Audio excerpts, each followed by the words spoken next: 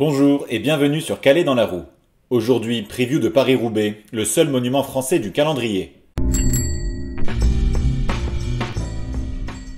En 2024, Mathieu Van Der Poel avait survolé l'édition la plus rapide de l'histoire, avec un solo de 60 km. 3 minutes plus tard, Jasper Philipsen réglait le sprint pour la deuxième place, pour offrir à Alpecin-Deceuninck le même doublé qu'en 2023. Mats Pedersen franchissait la ligne troisième. Deux Belges se partagent le record de victoire à Roubaix, Roger De Vleming et Tom Bonnen, avec 4 succès. Après une dizaine de saisons qui nous offraient un vainqueur différent chaque année, nous sommes actuellement dans l'ère de MVDP, qui pourrait devenir le troisième coureur à s'imposer 3 fois de suite sur le vélodrome. Les deux précédents sont Octave Lapise au début du siècle dernier et Francesco Moser à la fin des années 70. Le parcours 2025 est classique, 100 km plats où des échappés vont essayer de prendre le plus d'avance possible sur le peloton avant d'entamer le premier des 30 secteurs pavés. La course change de dimension à un peu moins de 100 km de l'arrivée avec le premier des 3 secteurs 5 étoiles, la Trouée d'Arenberg. Pour info, l'épingle introduite l'an dernier en amont de ce secteur a été supprimée.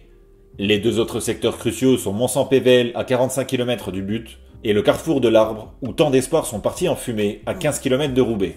Tout le World Tour est présent, et les 3 meilleurs Pro Team 2024 aussi.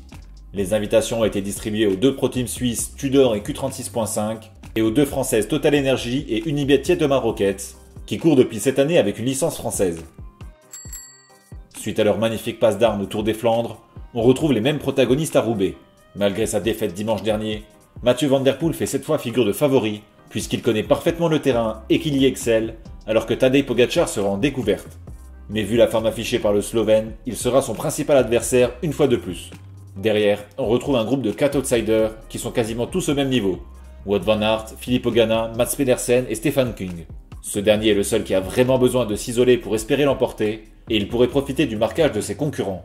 En favori une étoile, je n'ai que des coureurs qui ont un leader plus fort au sein de leur équipe, et qui devraient donc espérer une course de mouvement et une forme du jour exceptionnelle pour monter sur le podium.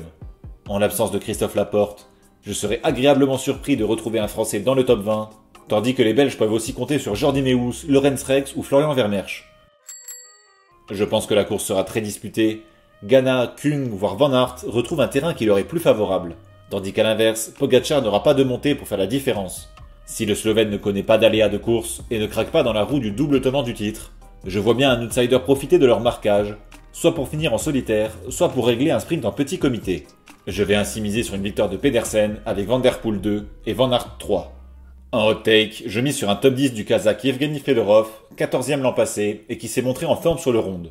Cette édition 2025 promet d'être épique, avec autant de sérieux prétendants à la victoire, d'autant plus qu'il y a de petits risques de pluie dimanche qui pourraient durcir la course et favoriser les meilleurs techniciens comme Van Der Poel ou Van Aert. En tout cas, il s'agit certainement du monument le plus ouvert sur le papier cette année et je serai scotché à mon écran dans les 100 derniers kilomètres. Bonne course à tous!